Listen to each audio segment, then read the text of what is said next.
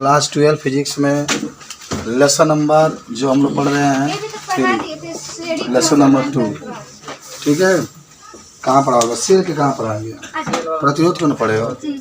आइए, तो आज की जो टॉपिक आपके रहेगी लेसन नंबर 2 नहीं है, 3 है ना। 3 में डेरिवेशन हम लोग पढ़ते हैं। आज का जो टॉपिक रहेगा सबसे पहले सेलों का संयोजन। सेलों का संयोजन, सेलों का संयोजन। संयोजन का मतलब होता है जोड़ना। तो सेलों का संयोजन 3 तरीके से किया जाता है। पहला जो होता है उसका नाम होता है श्रेणी क्रम। पहला का नाम होगा श्रेणी क्रम में। दूसरा होगा समांतर क्रम में। समांतर क्रम में 10वां है ना, यहाँ 10वां, ये 10वां हो जाएगा समांतर क्रम में। और तीसरा होगा मिश्रित क्रम में। मिश्रित क्रम में। तो आज हम लोग ये सेल का संयोजन देखेंगे।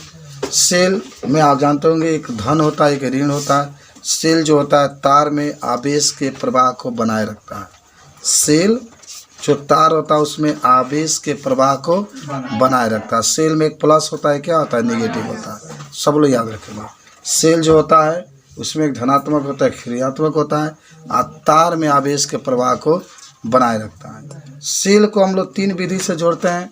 पहला होता है श्रेणी क्रम, दूसरा समांतर क्रम, एक इसी को पार्श्व क्रम कहते हैं। और तीसरा आपका होता है जिसका नाम क्या होता है? मिश्रित क्रम। तो इसमें क्या होता है कि जब श्रेणी क्रम में क्या होता है कि सेल का 2 हिस्सा होता है, 2 टर्मिनल होता है, एक धन होता है, एक माइनस। तो ये सेल एक हो जाएगा, ये मान लो एक सेल है, फिर इसके साथ एक सेल, फिर इसके साथ एक सेल, फिर इसके साथ एक सेल। सेल के अंदर एक प्रतिरोध पाया जाता है। सेल के अंदर क्या आता है? प्रतिरोध पाया जाता है। उस प्रतिरोध को हम लोग कहते हैं आंतरिक प्रतिरोध। उस प्रतिरोध का क्या कहते हैं? आंतरिक प्रतिरोध। और जो तार में प्रतिरोध पाया जाता है, हालांकि आंतरिक प्रतिरोध का इस्तेमाल आर से प्रदर्शित करते हैं। सेल के अंदर एक प्रतिरोध पाया जाता है जिसे हम लोग क्या कहते हैं? आंतरिक प्रतिरोध। इसे इस्तेमाल आर से प्रदर्शित करते हैं। और जो तार होता है, जो परिपथ होता है, इसके अंदर भी एक प्रतिरोध पाया जाता है। जो परिपथ होता है इसके अंदर भी क्या आता है? एक प्रतिरोध पाया जाता है। और प्रतिरोध जो पाया जाता है उसको कैपिटल आर से प्रदर्शित करते हैं। कैपिटल आर से प्रदर्शित करते हैं। तो चलो फटाफट हम लोग सिद्ध करते हैं। ठीक है, तो आइए पहले श्रेणी क्रम में, ये आज का 10वां नंबर है।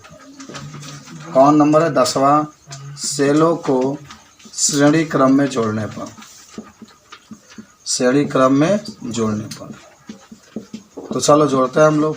देखो बाबू, पहले आप चित्र कैसे बनाएंगे हम आपको समझाते हैं। हमारे पास 3 सेल है। चलो कितने सेल हुए? 3 ले लो, 4 ले लो। आप जानते हैं कि बड़ा वाला जो हिस्सा होता है प्लस होता है, छोटा वाला माइनस, बड़ा वाला प्लस, छोटा वाला माइनस, बड़ा वाला प्लस, छोटा वाला माइनस। इसको ला करके हम लोग बाह्य प्रतिरोध से क्या कर देंगे? जोड़ देंगे। बाह्य प्रतिरोध से जोड़ देंगे। फिर इसको भी आप ले आ करके जोड़ देंगे। और अभी आपने कहा है कि सर जितने भी सेल होंगे इसके साथ एक प्रतिरोध जुड़ा होगा। इस तरीके से प्रतिरोध जुड़ा है ना, इसको हम लोग आंतरिक प्रतिरोध कहते हैं। ये बाह्य प्रतिरोध है, कैपिटल आर। आप जानते होंगे सेल का विद्युत बल को किससे प्रदर्शित करते हैं? ई से। किससे करते हैं? ई से। तो का आपको लिखना है, हम आपको बता देते हैं। सुनिए, खूब बढ़िया से समझिए। ये चित्र बन गया। हमारे पास कितने सेल हैं? 3। एक ये सेल है, एक ये सेल है, एक ये सेल है। चलो मैं सेल लिख देता हूँ। सेल में 2 टर्मिनल होते हैं, एक धन होता है और एक क्या होता है? ऋण होता है। एक धन, एक ऋण। बड़ा वाला धन होता है, छोटा वाला ऋण होता है।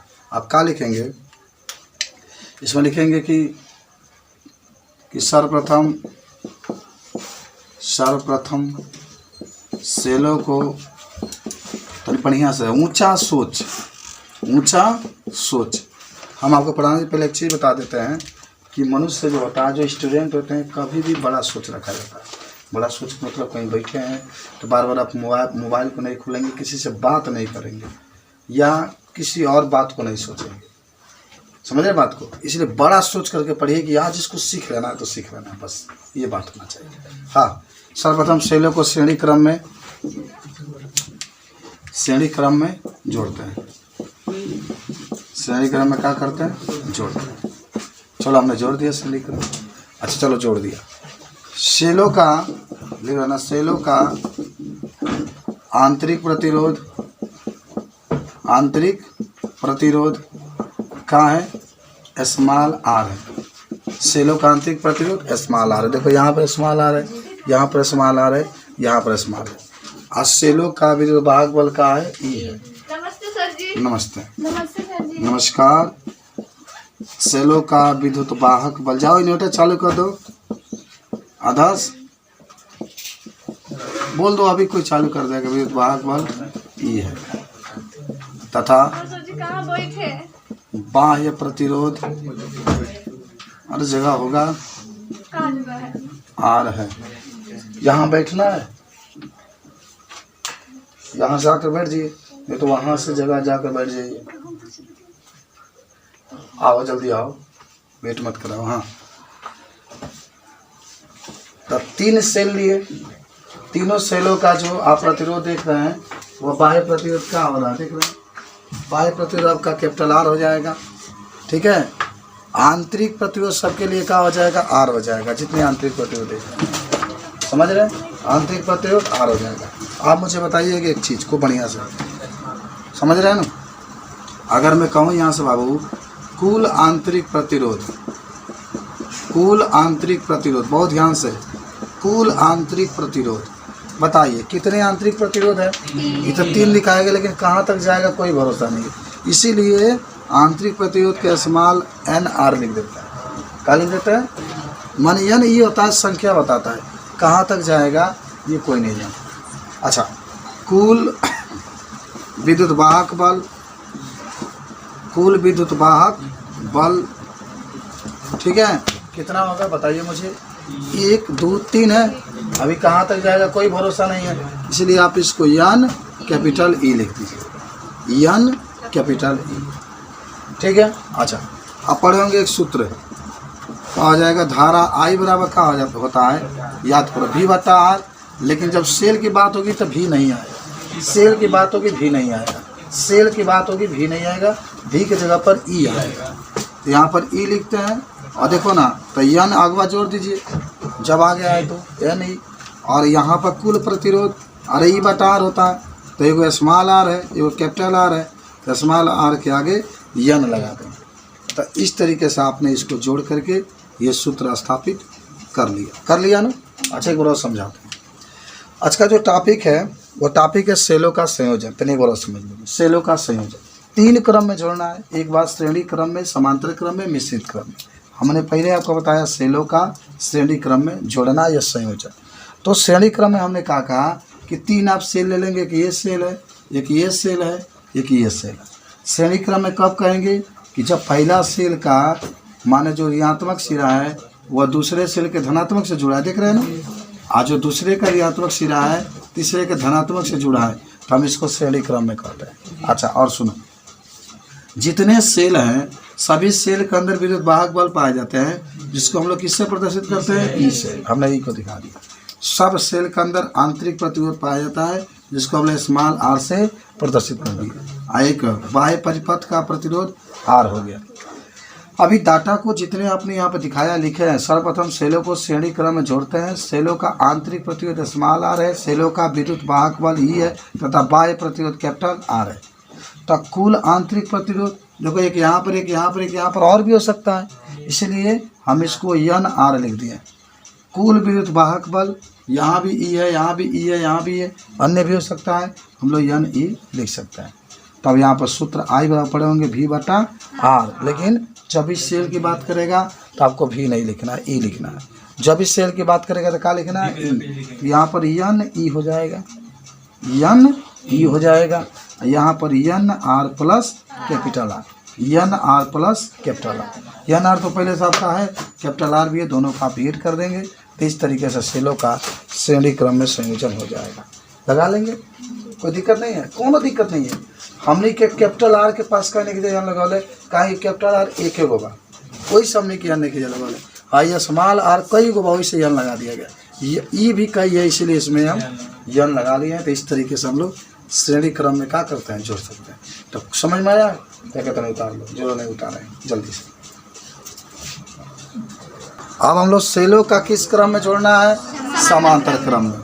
आ जाओ, ये 11 नंबर पर चल रहे हैं हम लोग बाबू। 11 नंबर, सेलों का संयोजन समांतर क्रम में। समांतर क्रम, अच्छा पढ़े हैं क्या? समांतर क्रम में जब सेल को जोड़ते हैं तब पहले बात बता देते हैं कि इसका विद्युत वाहक बल एक समान होता है। एक समान का मतलब ई के आगे कुछ भी नहीं लिखेंगे, केवल ई लिखेंगे। क्या कहा गया? समांतर क्रम में जोड़ेंगे तब विद्युत वाहक बल एक समान होगा। आप पढ़ करके आ रहे हैं। समांतर क्रम में जोड़ते हैं तो जो प्रतिरोध होता है वो बट्टा में होता है। 1/R बराबर 1/R1, 1/R2, 1/R3। ये दो आपको ट्रिक याद करना है। पहला क्या ट्रिक है? विद्युत वाहक बल एक समान होता है, केवल आप ई लिखेंगे। दूसरा क्या होता है? जो प्रतिरोध होगा वो बट्टा के रूप में 1/R बराबर 1/R1 plus 1/R2 plus 1/R3। अब बस वही सूत्र जन आप लगाए थे ना, आई बराबर ई बट्टा में small R plus capital R, इसी पर रख देंगे, आपका बन जाएगा। आइए पहले हम आपको समांतर क्रम में सेल को जोड़ते हैं। सेल में एक धन होता है, एक ऋण होता है, याद होगा कि नहीं आपको? इसके साथ क्या जुड़ा होता है? आंतरिक प्रतिरोध। एक और सेल में धन होता है, ऋण होता है, इसके साथ क्या जुड़ा होता है? आंतरिक प्रतिरोध। धन और ऋण होता है, इसके साथ क्या जुड़ा होता है? आंतरिक प्रतिरोध। चलिए, कल भी आप जैसे प्रतिरोध को जोड़ते होंगे, सेल को जोड़ दीजिए। इस तरीके से आप देखिएगा, इस तरीके से आपको क्या कर देना बाबू? जोड़ना है, ठीक है। चलिए जोड़ देते हैं हम लोग, जोड़ दिए, ठीक है। और तब लिया के इसको बाह्य परिपथ आर से क्या करेंगे? जोड़। कोई दिक्कत नहीं ना बनाने में। इसको भी ई, इसको भी ई, इसको भी ई, प्लस है माइनस, प्लस है माइनस, प्लस माइनस नहीं देंगे तभी कोई बात नहीं। है small R small R small, इतना कोई दिक्कत नहीं ना। यही तो है समांतर क्रम में, एक ऊपर तो एक नीचे, तब ऐसे सबके एक बिंदु से जोड़ देते। सुनिए कहानी सुनिए। पहले आप लिख लीजिएगा कि जब सेलों को समांतर क्रम में जोड़ते हैं, समांतर क्रम में जोड़ते हैं तो विद्युत वाहक बल एक समान होता है। विद्युत वाहक बल एक समान होता है। विद्युत वाहक बल एक समान होता है। चलो बाबू, तो यह से लिखा जाए विद्युत वाहक बल, विद्युत वाहक बल बराबर खाली का लिख देंगे, ई लिख देंगे, केवल का लिख देंगे, ई लिख देंगे। अच्छा सुन लो, कुल प्रतिरोध लिखो पहले नो, पहले आंतरिक प्रतिरोध, आंतरिक प्रतिरोध। अच्छा मुझे बताओ, जो आंतरिक प्रतिरोध आप लिखेंगे तो किस क्रम में है? समांतर क्रम में। एक समझते हुए समझ लो तब लिखना। जो आप देख रहे हैं किस क्रम में है? समांतर क्रम में। समांतर क्रम में हम लोग सूत्र कल ही सिद्ध किए थे। 1/R बराबर 1/बट्टा में आपका रहेगा 1/R1 प्लस 1/R2 प्लस 1। तो ये जो समांतर क्रम में देख रहे हैं इसको भी वैसे ही लिखेंगे। 1/R डैश कर लो यहाँ पर बराबर 1/R plus 1/R plus 1/R और डैश डैश यन तक कोई जरूरी है तीन तक रहेगा, कई तक जाएगा। अब सुनो, 1/R डैश बराबर यन तक जा रहा है तो खाली यन/R लिखा जाएगा। यन/R है ना, जरूर लिखना पड़ेगा, केवल 3 लिख कर मत छोड़ दीजिएगा। आप बस यन लिख लीजिए, हर बराबर बात तो खाली यन/R देख लीजिए, ठीक है। अच्छा अब R डैश है ना, तो R डैश बराबर पलट जाएगा, R/, क्या हो जाएगा? यन आ गया, R/यन आ गया। अच्छा सुनो, यहाँ से कुल प्रतिरोध अगर लोगे, क्या लोगे? कुल प्रतिरोध। तो जौन है आंतरिक प्रतिरोध आया R/यन और प्लस है जन बाह्य प्रतिरोध व R, दोनों को जोड़ देंगे। कुल प्रतिरोध में जो ये आया इसको और जो ये बाह्य प्रतिरोध इसको जोड़ देंगे। समझ में आया इतना? अरे दोहर प्रतिरोध है ना, तो ये तो आंतरिक वाला है, ये वाला है, दोनों का आप जोड़ देंगे। अब वही सूत्र लेंगे, आई बराबर यह लिख देते हैं, ठीक है ना। आई बराबर क्या होता है? विद्युत वाहक बल बट्टा में कुल प्रतिरोध, बट्टा में कुल प्रतिरोध। तो कुल प्रतिरोध कितना लिखेगा? R/यन, R/यन प्लस R। अच्छा एकदम आराम से आप जानते होंगे कि इसके नीचे 1 है, आपको लसा लेना है। क्या लेना है? लसा। तो यन होगा, प्लस एक और यन का यन होगा, पीछा दीजिए गुणा आर होगा, हाई जो गुणा करेंगे तो यन आर होगा, ऊपर लेके जाएंगे तो यन सबसे ऊपर, तो यन ई बटा में आर प्लस यन आर हो जाएगा आई बराबर। तो आई बराबर क्या हो गया, यन ई बटा में आर प्लस यन आर। तो इस तरीके से हमें समांतर क्रम में भी जोड़ करके बता दें। कोई दिक्कत है आपको? बोलिए, कोई दिक्कत है? ई खाली ही रहेगा, ये आपको है इस तरीके से। चलो ठीक है, नोट करो, टाक दो। तब हम लोग पढ़ेंगे सेलों का संयोजन मिश्रित क्रम में। तो सुनो, मिश्रित में देखिए, जब मिश्रित में कितना क्वेश्चन होता है लिखे, इसलिए अंग्रेजी में लिखा जाता है मिक्सचर नो, तो सही रहता है। तब मिश्रित का मतलब होता है कि सेलों को, कुछ सेलों को कहाँ पीछे भागो, कुछ सेलों को श्रेणी क्रम में हम लोग जोड़ेंगे। मान श्रेणी क्रम का मतलब कि एक ये सेल हो गया, फिर एक सेल हो गया, फिर एक सेल हो गया। आज जावना तार से जोड़ा गया है ना, उसी से एक तार निकाल करके और इस सेल को जोड़ देंगे। माने सेल रहेंगे श्रेणी क्रम में, लेकिन उसमें पंक्तियाँ भी रहेगी इस तरीके से। क्या? यम पंक्तियों की संख्या लगेगी। जैसे मान लो पंखा जोड़ा गया है, तो क्यों क्रम में, श्रेणी क्रम में मान लो, फिर यहाँ से भी पंखा जोड़ा गया, फिर यहाँ से भी जोड़ा गया, तो ये वाला जो लाइन होगा और ये वाला इसको पंक्ति कहते हैं। तो मान लो पंक्तियों की संख्या यम है। ये तो निश्चित नहीं है कि इतना ही संख्या है, यम है। जहाँ सेलों की संख्या को यन मान रहे हैं, तो यहाँ पंक्तियों की संख्या को क्या मानेंगे, यम। पहले आपको फिगर बनाकर हम समझाते हैं। देखिए, मिश्रित क्रम में आपको जोड़ना है तो क्या करेंगे, देखिए यहाँ सेल ले लेंगे, प्लस माइनस आंतरिक प्रतिरोध, फिर प्लस माइनस आंतरिक प्रतिरोध, फिर प्लस माइनस आंतरिक प्रतिरोध, 3 आपका। ठीक है, ये तो सही है, कोई दिक्कत नहीं। यह भी ई, यह भी ई, यह भी ई, आर स्मॉल आर सब आपके। कहाँ है परेशान किया है इसको, यही कहो तो नहीं है।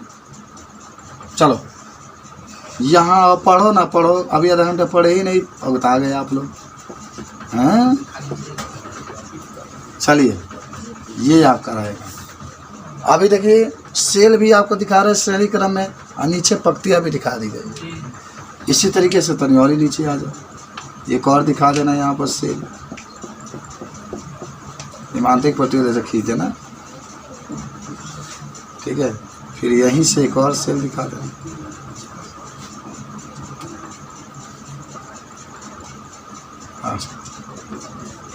तब इसको लिया करके बाह्य प्रतिरोध आर से जोड़ देना, और मन करते इसमें कुंजी लगा देना। चलो अच्छा, इसमें भी आर, ये भी आर, ये भी आर, ये भी ई, ये भी ई, ये भी ई, ये भी ई, ये भी ई, ये भी E, R R R, E E E, R R R. चलो पूरा हमने बना लिया। समझे हमने कैसे बनाया गया है? ऐसे ही बना के, माने एक बिंदु से दो आपको पंक्ति खींच के दिखाना। हाँ कब है खुला रहेगा, माने वो छोड़ दिए ना, लाइन करना, वही बोल रहे हैं। का लाइन करना छोड़ दो। अच्छा ये वाला, ओह तो जोड़ देना तुम लोग। ठीक है, चलो नहीं जोड़ेगा तो कनेक्शन में तो टूट जाएगा। ठीक है, अब बताओ इसमें कि कुछ सेलों को श्रेणी क्रम में जोड़ते हैं, श्रेणी क्रम में जोड़ते हैं तथा समांतर, देखो पंक्तियों की संख्या समांतर में है नहीं, तथा समांतर आराम से समझ भी, क्रम में पंक्तियों की संख्या को यम मानते हैं। पंक्तियों की संख्या को क्या मान लिए हम लोग, यम मानते हैं, यम। अच्छा, इसके बाद आप लिख लीजिएगा कि सेलों का आंतरिक प्रतिरोध, सेलों का आंतरिक प्रतिरोध स्मॉल आर है, बाह्य प्रतिरोध कैपिटल आर है, और विद्युत वाहक बल कैपिटल ई है। सब लिखा जाएगा नहीं, चलो लिख दिया। तो बताइए पहले कुल विद्युत वाहक बल कितना होगा? कुल विद्युत वाहक बल कितना होगा? अरे तरह या एक है दे श्रेणी क्रम में बानो तो यन ई हो जाएगा। क्या हो गया? ये तो ठीक बा, लेकिन कुल जब आंतरिक, पहले आंतरिक प्रतिरोध निकालो। आंतरिक प्रतिरोध तो ये जानते हो कैसे निकालोगे? 1/r डैश कर लो बराबर। बराबर सुन ला, हमें जो आप r देख रहे हैं इसकी संख्या 3 नहीं है, यन r मान लेते हैं। आप पंक्तियों की संख्या कितनी इसमें है? यम है। पंक्तियों की संख्या कितनी है? यम। तो हैंगा लिखा है 1/n r प्लस 1 देखा यन r तो ही में, फिर n/r ही में, फिर हेऊ में तो यन r बा डायरेक्ट, फिर हेकरो के लिखा डायरेक्ट करके यम तक लिख लो। यम पंक्तियों तक। अब पंक्तियों की संख्या यम कहाँ तक जाएगा कोई भरोसा नहीं। इसमें 4 दिखाया गया है ना, 10 हो सकता है, 20 हो सकता है, कितना हो सकता है कोई भरोसा। तब होगा का आपके पास 1/r डैश बराबर है, देखिए खाली हो जाएगा यम/यन r। जगह इसके पहले यन तक लिखे थे तो यम तक है, यम/यन r लिख लो। फिर से पलट दो, इसको उल्टा गुणा कर दो तो r डैश बराबर हो जाएगा, ये भी पलट जाएगा यन r/यम। जैसा ऊपर गया एक नीचे, ये ऊपर इतना आ गया। अब यहाँ पर आ जाओ, मान भर दो। आई बराबर क्या होता है? कुल विद्युत वाहक बल यन ई, सूत्र था ना आपके पास। अब बट्टा में कुल प्रतिरोध, तो कुल प्रतिरोध एक ये आया है यन r/m। इसमें बाह्य प्रतिरोध अभी r है ना, तो इसको भी ऐड कर देना। तो आई बराबर आ जाएगा, देखो खा यन ई है असल आ जाओ तो यम हो जाई, तो यन r प्लस है यम r बराबर ऊपर करोगे तो यन ई बटा में यन r प्लस यम r, यानी आई बराबर आपके पास आ गया यन ई अपान यन r प्लस यम r। तो इस तरीके से आप किस क्रम में जोड़ देंगे? तो सम्मिश्रित क्रम में जोड़ेंगे तो आपके पास ये आ जाएगा। बहुत बढ़िया चित्र बनाइए, खूब बढ़िया, जो समझ में आ गया होगा। हाई आप यन r ही लेंगे क्योंकि सारा पंक्ति में r इस्तेमाल r है, और यम तक लेंगे तब आपके पास निकल जाएगा। बड़ा सुंदर सा तीनों सेल को आपने जोड़ करके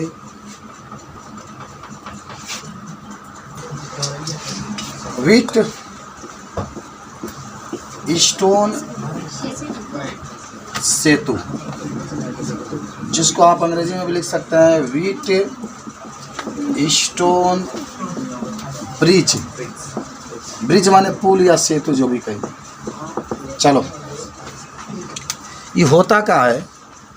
यह सबसे पहले जो खोज करने वाले वैज्ञानिक हैं इंग्लैंड के। कहाँ के? एकदम आपको धड़ाधड़ पढ़ा रहे हैं, याद करिए। हाँ, इंग्लैंड के वैज्ञानिक है प्रोफेसर व्हीट स्टोन।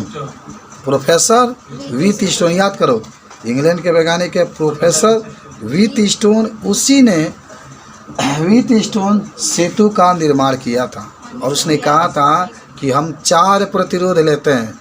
कितने प्रतिरोध? 4 प्रतिरोध लेते हैं, और चारों प्रतिरोधों को श्रेणी क्रम में जोड़ते हैं।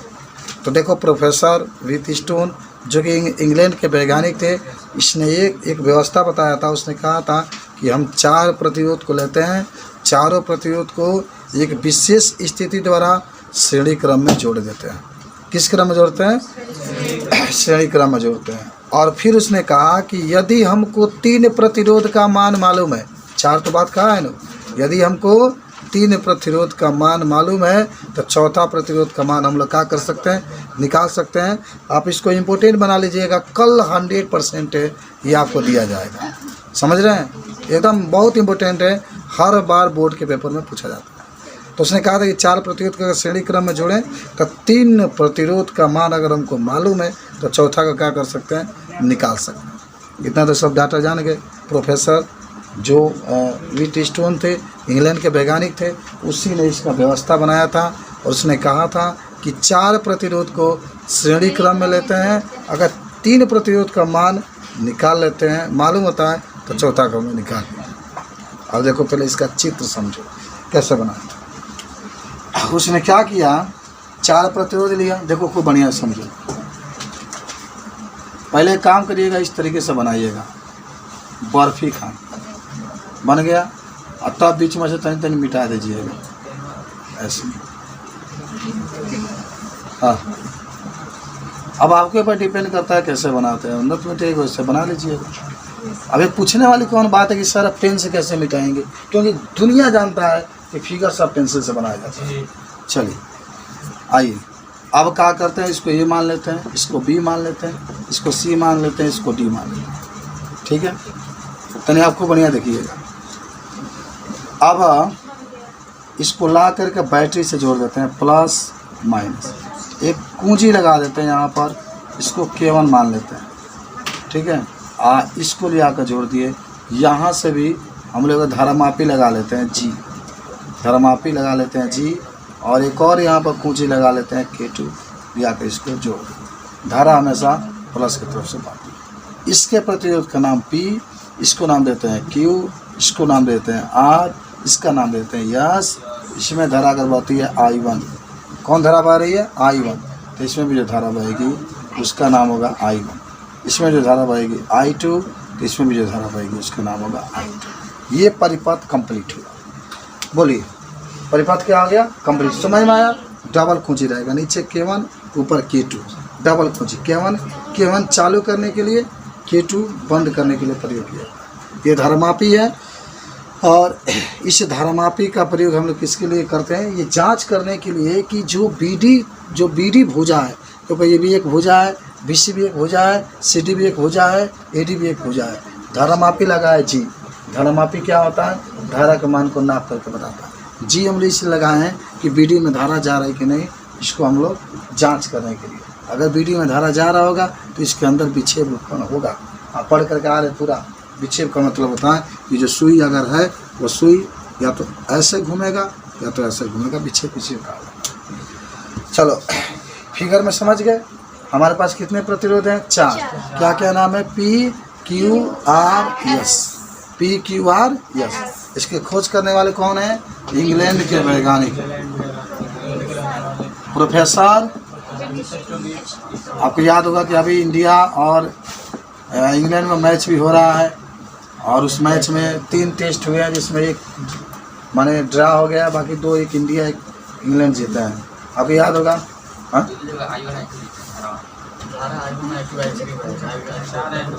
अच्छा ये कहाँ लिखा गया है? हाँ, आप ऐसे लिख सकते हैं I1 हम बताते हैं अभी कहाँ लिखा गया है। I1 I2 I3 ये भी कर सकते हैं, जो है आपकी इच्छा हो। अगर ऐसे भी कर, देखो इसमें होगा कानून, कहाँ है इसको I1 लिखा गया है। चलो पहले व्यवस्था समझ गए ना, अब सुनो व्यवस्था में इसके बाद से समझो। सुनो, जब हम लोग K1 को दबाते हैं, K1 क्या है? कुंजी है। जब इसको हम लोग दबाते हैं तो ही बैटरी से धारा बहना शुरू हो जाता है, प्लस की तरफ से। ये धारा जाता है गया। जब धारा A के पास पहुंचता है, कहाँ पहुंचा? तो ये 2 भागों में पड़ जाता है। देखो एक I1 है और एक क्या है? I2। अगर यहाँ से धारा सपोज है 10 एम्पियर के जा रहा है, तो यहाँ 5 हो जाएगा, और यहाँ भी क्या आ जाएगा? 5। यहाँ 5 और यहाँ भी 5। अगर यहाँ 6 एम्पियर के जाता है तो यहाँ 3, यहाँ भी 3। ठीक है, अब सुनो, मान लो भाई I1 धारा जो है आगे बढ़ रहा है। आगे क्या किया? बढ़ा। बढ़ने के बाद I2 बढ़ रहा है। तो हमने देखा कि धारामापी में कोई विक्षेप उत्पन्न नहीं हुआ।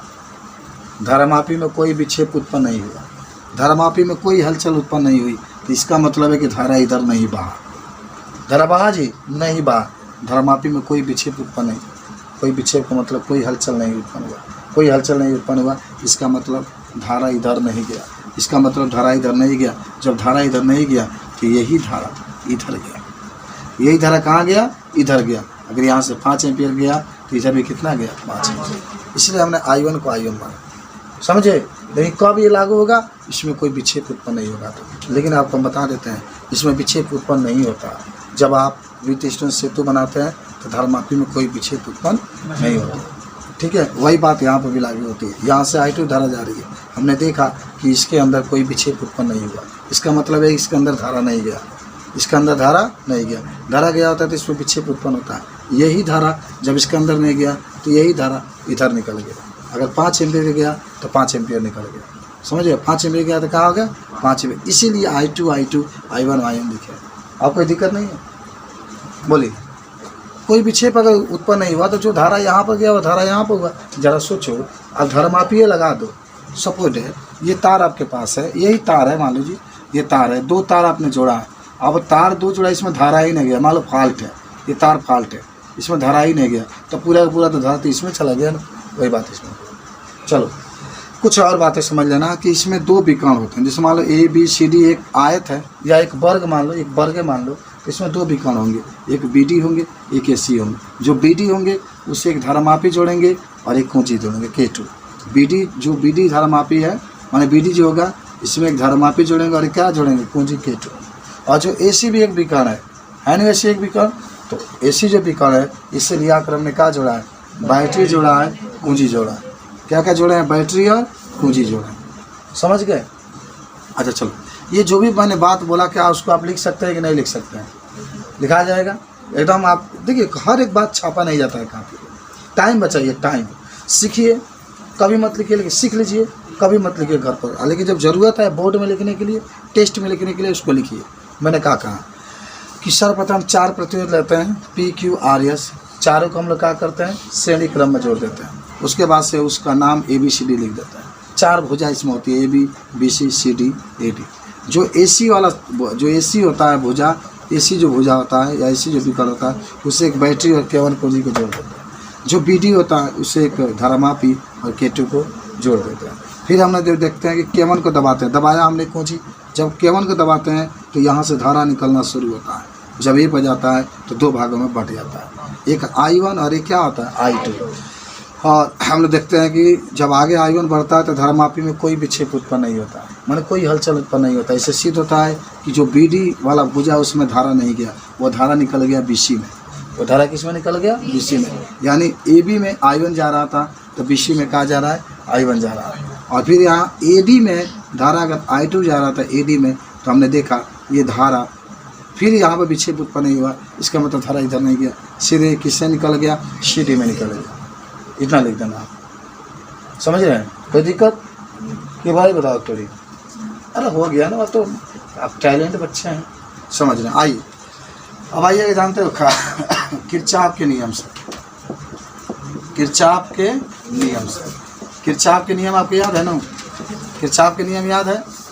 2 नियम दिए थे। पहला नियम ये होता है ना कि किसी संधि, पहला संधि के नियम होता है कि किसी संधि में मिलने वाले समस्त धाराओं का बीजगणितीय योग 0 होता है।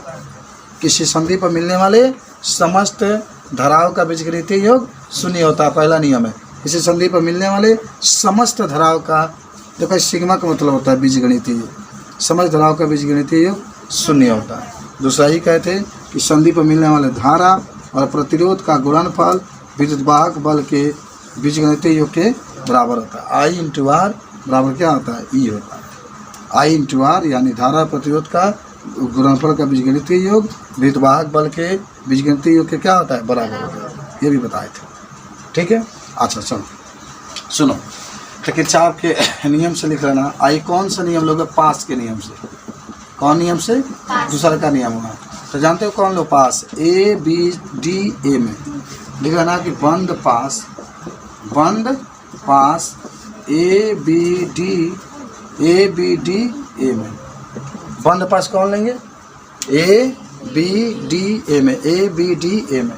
तो सुनो, अभी धारा की दिशा में जा रहे हो, किसके इधर चलो धारा की दिशा में जा रहे हो ना, तो आपका प्रतिरोध क्या है, P है, और धारा क्या है, I1 है। तो क्या होता है, देखो आइए ना, होता है I × R, तो यानी I1 × P। चलिए इधर गए, धारा नहीं बढ़ा, छोड़ दीजिए, इधर जाइए, उल्टा जा रहे हैं। धारा इधर से जा रही है, आप उल्टा जा रहे हैं। धारा इधर से जा रही है, आप इधर से होता हुआ इधर से जा रहे हैं, आप उल्टा जा रहे हैं धारा के विपरीत दिशा में, तब माइनस आपका होगा, और तब होगा आपके पास I2 × R बराबर 0, समीकरण नंबर 1। समीकरण नंबर 1, समझे ये बात? अरे हम धारा की दिशा में गए तो धारा और प्रतिरोध का R नहीं P माने, या तो क्या दिक्कत है? धारा प्रतिरोध का गुणनफल, धारा प्रतिरोध का गुणनफल, धारा प्रतिरोध का गुणनफल।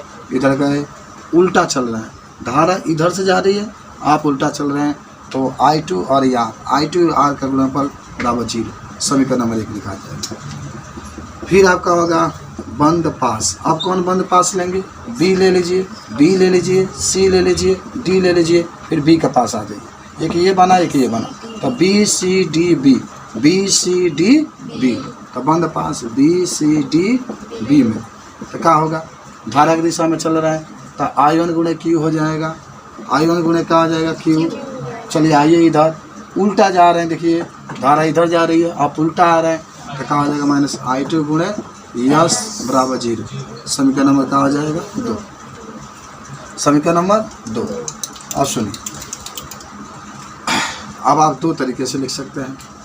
या तो आप ऐसे जो लिखे थे पहले, समीकरण 1 में समीकरण 2 से क्या करने पर भाग देना, भाग दे दीजिए, समझ रहे बात को। और नहीं तो एक काम ये कर सकते हैं कि समीकरण 1 आवे ना मान करके या करके, सुनो ध्यान से, I1 P बराबर, I बराबर माइनस में देने बराबर प्लस हो जाएगा ना, I2 R करिए, इसको समीकरण 1 मानिए। जैसे ही I1 P है वही में रखिए, है ना, तो इधर कर दें तो I2 R हो जाएगा।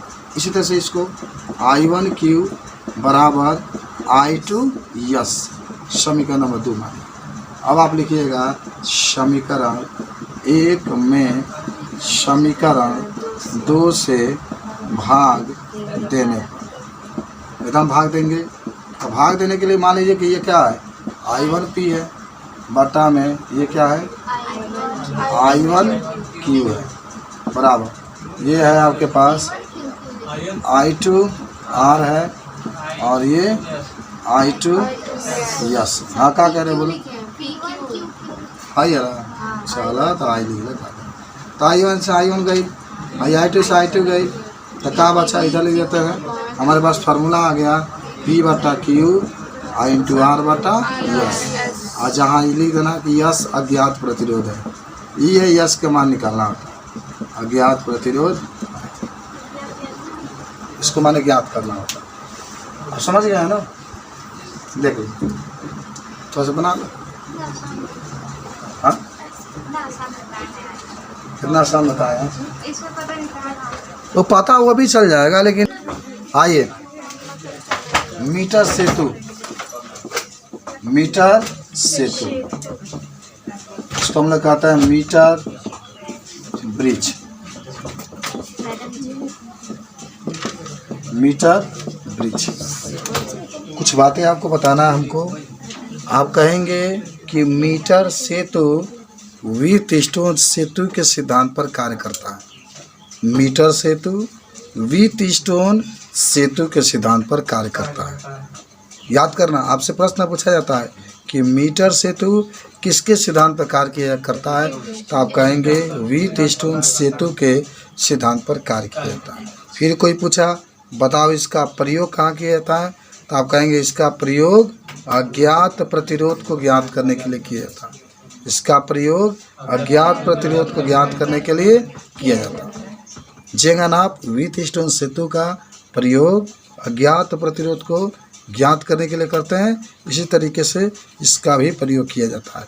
थोड़ा सा हम इसका चित्र बना देते हैं कि आप चित्र के माध्यम से याद रखेंगे। आइए, सबसे पहले हम क्या करते हैं, एक लकड़ी लेते हैं और उसका एक लकड़ी का ये हिस्सा होता है, माने एक पैमाना बना देंगे, इंचिल होता है, और एक का नाम होता है ए और एक का नाम होता है सी। इसी के बीच में यल लंबाई का एक, मान लो यल लंबाई के एक तार ले लेते हैं, तार ले लिए। अब इसके दोनों तरफ उल्टे यल आकार के, देखो हम बताए तो यम और यल एक ही पास आता है, तो यल और यम एक ही पास आता है, तो यम का मतलब मीटर, तो यल का मतलब उसमें यल आकार का 2 पट्टी अवश्य होता है। यम का मतलब मीटर सेतु, तो उसमें यल आकार के 2 पट्टी अवश्य होता है। चलिए देखिए, यल आकार का पट्टी रहा, इसको लिया करके आप इसके साथ क्या करिए, जोड़ दीजिए।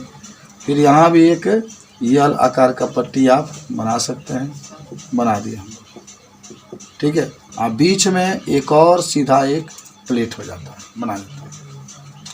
3 पेंच होते हैं इसमें, आपको मैंने बताया था। कितने पेंच? पेंच का मतलब स्क्रू, जहाँ पे स्क्रू कसा जाता है। पहले वाला पर तो तरवे कस दिया है, दूसरा वाला जो पेंच होगा ये वाला, यहाँ से आप एक बैटरी लगाएंगे, आप एक कुंजी लगाएंगे, आप एक धारा नियंत्रक लगाएंगे इस तरीके से, और इसको ले आकर के इसके साथ जोड़ दें, ठीक है। ये वाला जो पेंच बचा है इससे आप यहाँ पर एक प्रतिरोध बॉक्स लगाएंगे। क्या लगाएंगे? प्रतिरोध बॉक्स, जिसको आप R से प्रदर्शित करते हैं। ये वाला क्या होगा? यहीं पर हमें यस लगाता है, यस लगाना है, और यही अज्ञात प्रतिरोध होता है, इसी को हमें ज्ञात करना होता है। ये वाला एक पेंच बच गया है, इससे हम लोग शंट लगा करके यानी धर्मापी लगा करके इस तार से लिया करके स्पर्श करा देंगे। जब स्पर्श करा देंगे तो ये तार दो भागों में बट जाता है। पहला जो होता है पूरा आपका कितना है ये? अच्छा, पूरा इसको आप यल ना मान करके 100 सेंटीमीटर मान लीजिए, 100 सेंटीमीटर। तो ये कितना होगा? जब यहाँ अगर यल मानते हैं तो ये कितना होगा? 100 माइनस यल, 100 माइनस यल। हमेशा देखिएगा इसी को 100 माइनस यल मानिएगा। आप इसको R माने तो इसको P मान लीजिए और इसको Q मान लीजिए। अभी आपने पढ़ा था व्हीटस्टोन सेतु से, व्हीटस्टोन सेतु से हमने क्या पढ़ा था? हमने पढ़ा था P/Q बराबर R/S। तो आपके पास P जहाँ पर है, इधर आप लिखते हैं P जहाँ पर है, क्या है? P जहाँ पर है तो P देखो RS तो है मौजूद, इधर P मान लो। तो P जहाँ पर है तो यहाँ पर यल रखना, यल रखिए। जहाँ पर Q है 100 माइनस यल रखिए, 100 माइनस यल रखिए। जहाँ पर R है R रखिए, जहाँ पर यस है यस रखिए। आपको क्या निकालना है? यस निकालना है। तो 3 गुना करिए, यल गुणे यस बराबर R, कोष्टक लगा लीजिएगा, 100 माइनस यल, या यस बराबर R 100 माइनस यल बट्टा में कहा जाएगा यल। इस तरीके से आपका ज्ञात हो सकता है। यही है मीटर सेतु। और मीटर सेतु के बारे में पूछेगा तो बना लीजिएगा। 100 सेंटीमीटर का तार ले लीजिएगा, धर्मापी लिया के गिरा दीजिएगा, तो तार दो भागों में बढ़ जाता है। एक यल होगा, एक 100 माइनस यल होगा। उसके बाद से सारा बात आप बता आप